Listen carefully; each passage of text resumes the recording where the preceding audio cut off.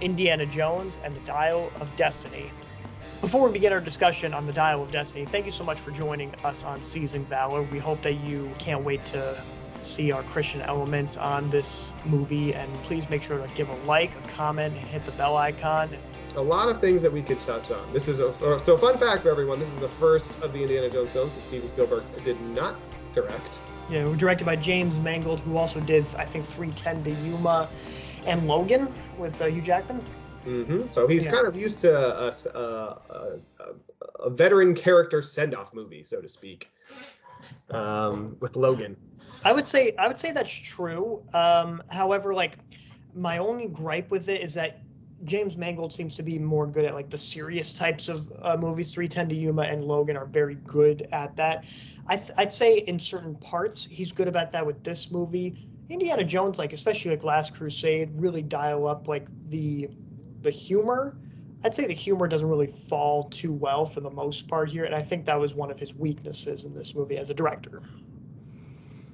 I would agree, but I am okay with it actually being a little bit of a gruffer, more serious movie, because I mean the time we find Indiana in is a gruffer time. Like that's the thing. We went from the idealistic times of like the 40s and then even into the 50s a little bit with Kingdom of the Crystal Skull, where you dealt with a lot of like there was very much like the black and white, like the idealism.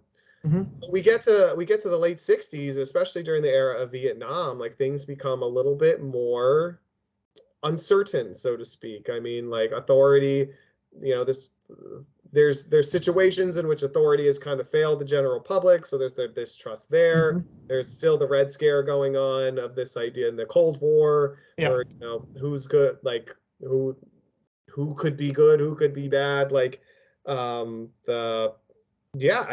a little bit, I don't want to call it, I don't like using the word always gray area morality, but like this idea of there is more of Indiana Jones is almost like a man out of time. I read this is supposed to be one of the themes. He's a man from an idealistic time in a non-idealistic world. Yes. So he feels very out of place. He should feel out of place.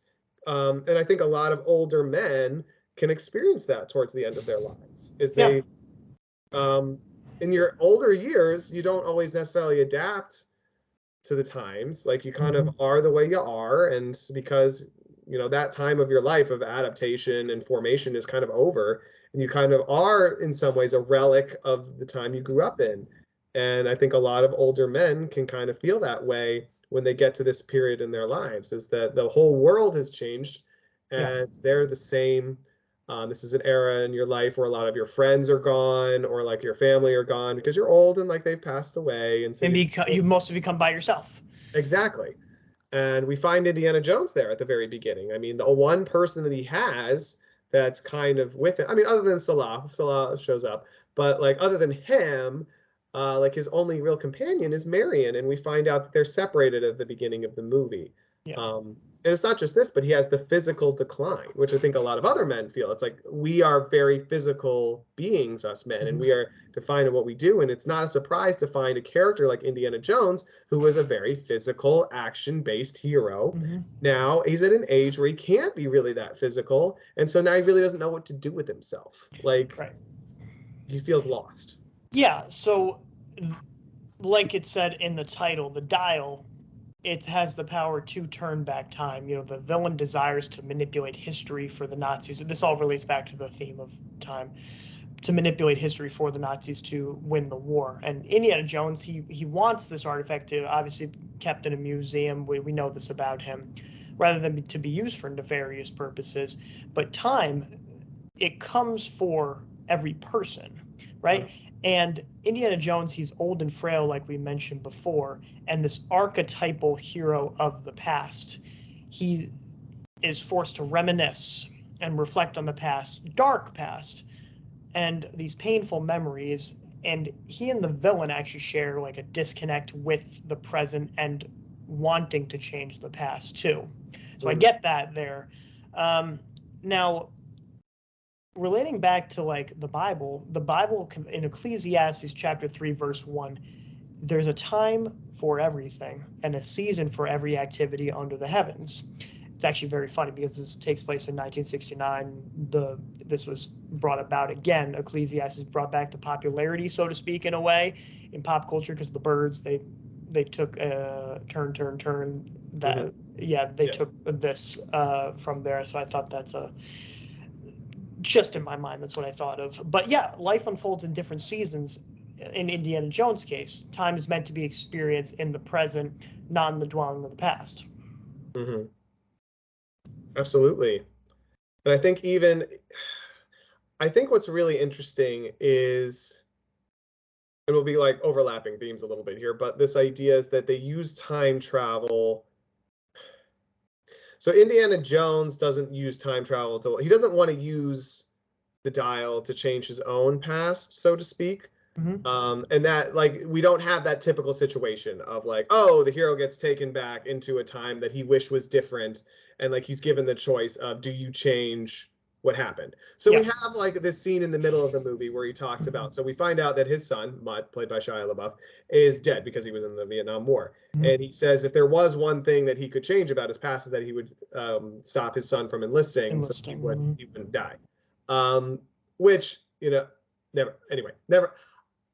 But, and he has this conversation where he reveals that. But we're not given that at the end of the movie, like a lot of cliched time travel movies. Instead, we're taken back to the 200s BC and during the siege of Syracuse with Archimedes.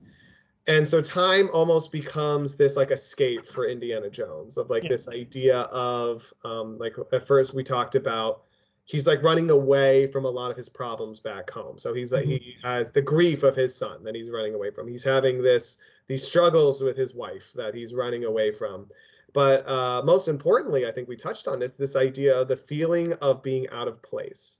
So it's very poignant in the beginning of the film. Like in the first few films, we have Indiana Jones in the classroom, and we have like people harping on his every word. Like he is amazing. Like the girls love him. Like he's handsome and he's interesting.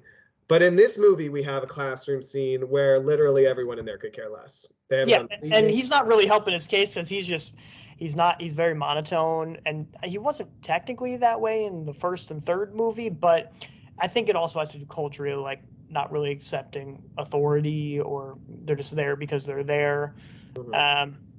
So I think he doesn't really help his case, but still. Yes. But it's a good contrast. Like it's a symbolic contrast to showing that Indiana is out of place, out of time. Like not out of time, but like, he's displaced in time. Yeah, it was so weird seeing him use a projector.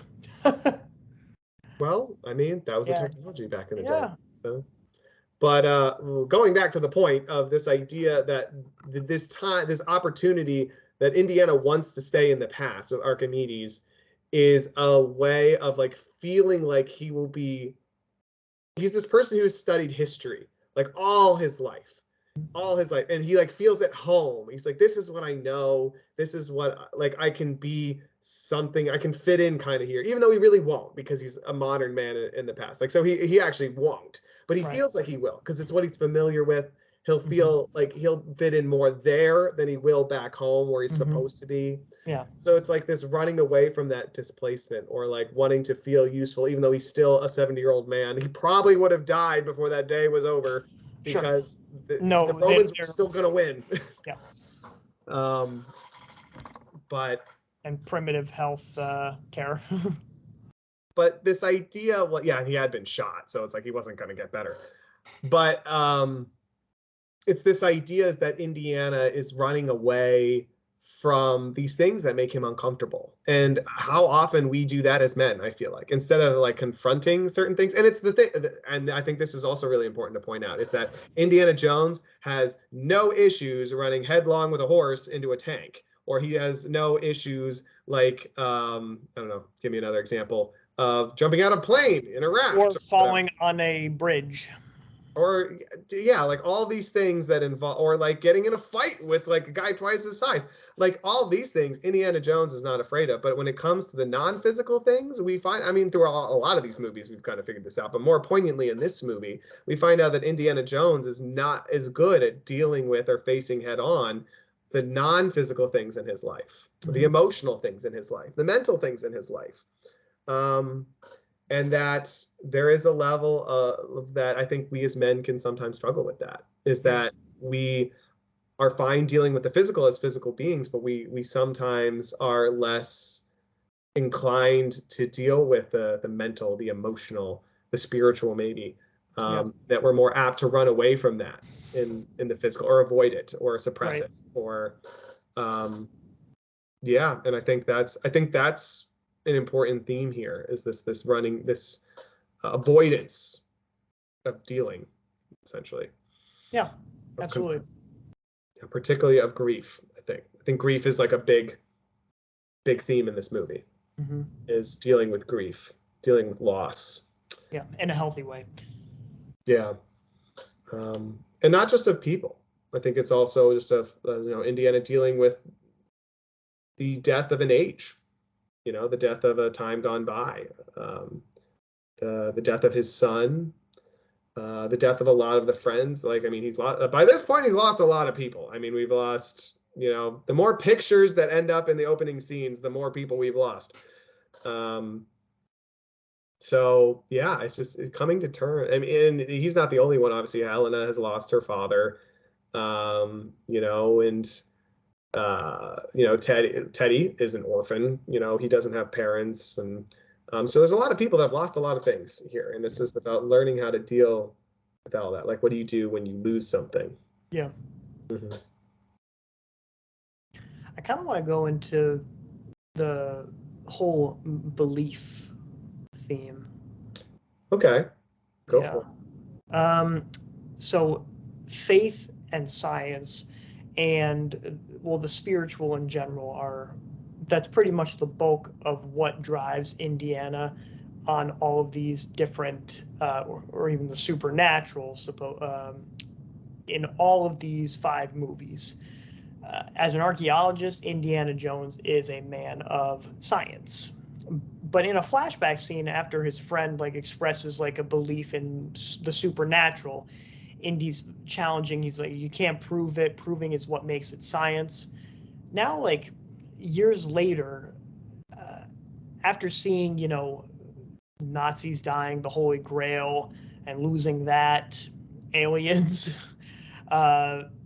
he's reevaluating what he's seeing, and he's not religious by any means, and we've gone over this multiple times, but more agnostic, it seems, about the supernatural, especially when he was talking with Helena on the boat. Later in the film, it's he says it's not so much what you believe, it's about how hard you believe it. I remember you were telling me, Zach, that you don't really agree with that statement, and I concur. I agree with you there. So what do you think? Well, yeah, so addressing first off what you were saying, I'd like to say finally we have a movie where Indiana is believing that some weird stuff can happen. For the first 3, I don't even really remember in Crystal Skull. Maybe I don't remember if he was like it, but this, I don't believe in that bedtime story. I don't believe in that hocus pocus or that hokum or whatever. Every time, and then by the end, something weird happens, and you're whoa. So finally, it's kind of sunk in that it's yeah, stuff can happen. I'm not going to stuff that I can't explain can happen. And he says that to Helena, and I'm sitting here in my seat being finally, Indiana Jones. I've seen some stuff. Yeah, I've seen some stuff. Or that we acknowledge that weird stuff has happened in the previous films. But to your point, when you said, Joe, is the tagline on this movie, I know it was used in the trailers a lot, and I'm not sure if they were really trying to make it a thing for this movie, it's not about what you believe, it's about how hard you believe it. I mean, as a Christian man, I do not agree with that statement. Yeah. Mostly because it's a little bit relativistic. Yes. This idea is it discounts such a thing as truth. And that what you believe does have to matter, because there does have to be truth. There's no, if what you believe doesn't matter, there is no truth. And we as Christians believe that there is a truth. Yes, there's objective. Truth, which is the Lord himself, the way, the truth, and the life.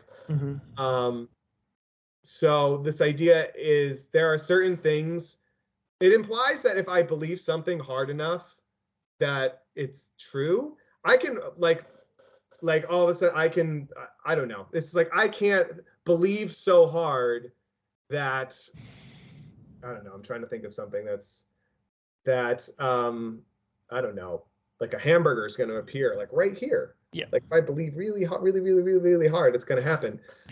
Most likely it's not going to happen just because I believe it. Yeah. Circling back, this idea is it does matter what you believe. Yeah.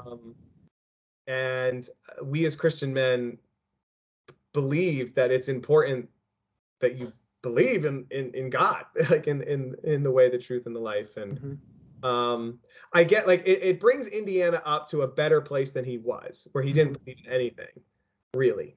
So the fact that, you know, he respects belief in general is, I think, really important. But as we've kind of brushed on in these movies before, that Indiana Jones movie, like his journey has always been one of belief and not really one of faith. Yeah. And I think that's where the difference comes in here, is that statement that he makes is it's not about what you believe, it's how hard you believe. It is a statement of belief, but it is not a statement of faith. Yeah. And I actually would say it's not about it if you want to like redact it as Christians, I would say it's not about what you believe, it's about who you believe in. Yes. And in this point for us, it's we believe in Jesus Christ, our Lord. So yeah, I think it's really important. We brushed on, as I said, we talked about a lot in Raiders, I think, is for people when they look at this, it's like that's the difference, I think, between faith, belief, and then faith. Yeah. So even though like Indy does seem to grow and accept that there are realities in the world that defy like the scientific, you know, it does this kind of egregious relativistic understanding of truth, which is where our gripes were. I think like it had a step in the right direction, but like with the finagling of that tagline, I think it would be okay.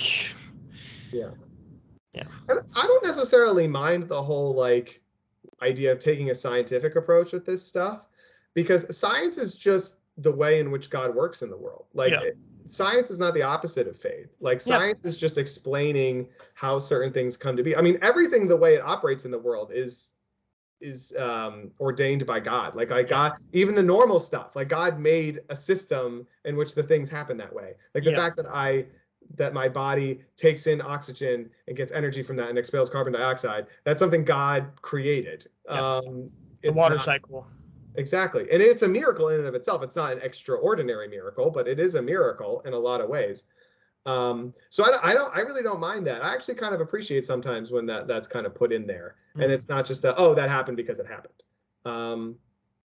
So, and I think it was done well enough, like the concept, like, you know, this, it wasn't a time machine. It was like, you know, there's sometimes these gaps in time where you can kind of just like fall into a different time. And this is just a device to locate it. And I'm like, okay, I could believe that. I'm not sure if it's scientifically true. It's probably not, but like it's believable enough.